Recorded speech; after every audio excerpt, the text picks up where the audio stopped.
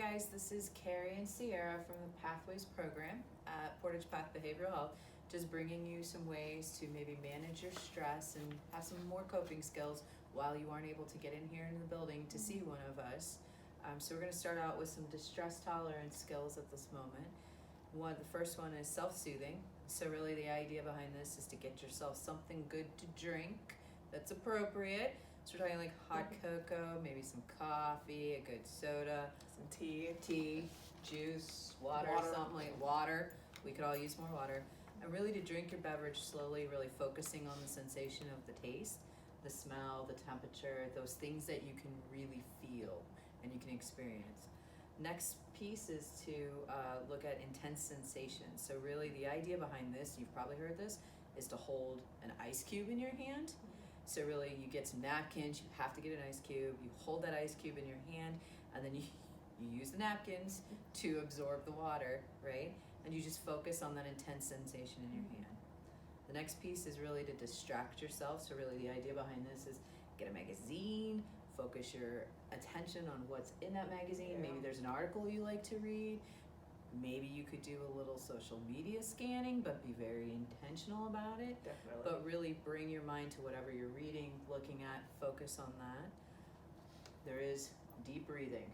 We can practice deep breathing. Sierra, do you want to demonstrate deep breathing? My deep right breathing, okay, you want to go in through your nose and out through your mouth. Sometimes when they say 4 count, holding 4 count, okay, so you go.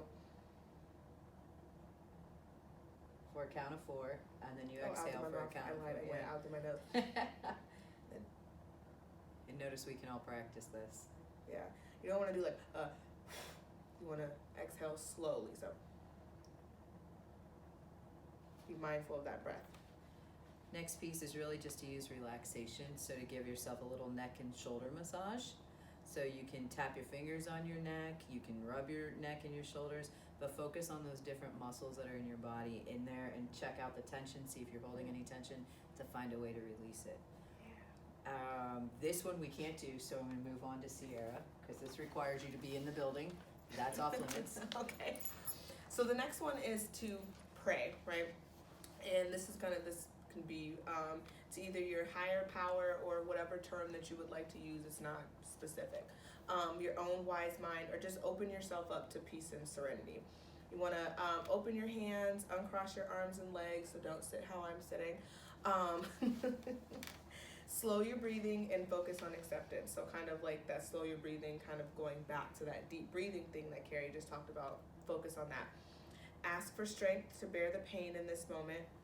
Breathe in and out while telling yourself something like, I breathe in peace and I breathe out distress, or acceptance will help ease my suffering. I have a thing on my wall, and I'm all for positive affirmations. It says, inhale confidence, exhale doubt. Yeah. Love that one. I love that one. I love that one. So that might be something too.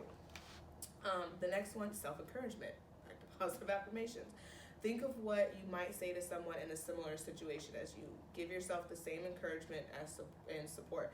Tell yourself things like, I can get through this, or this won't last forever, or I don't know, something similar like that fits whatever. This has an end time, Yes. and I can make it there. Yeah, I like that one too.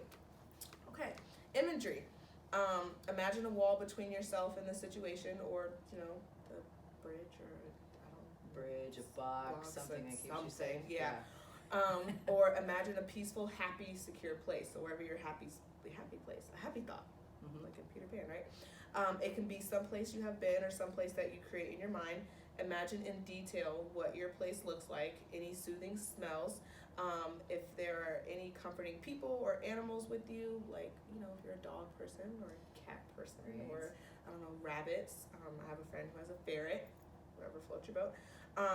What it feels like, where you are sitting or laying, what sounds you can hear. So kind of being, not grounded, because using your 5 senses, thank you, that's what I'm trying to do, to kind of create this space for you.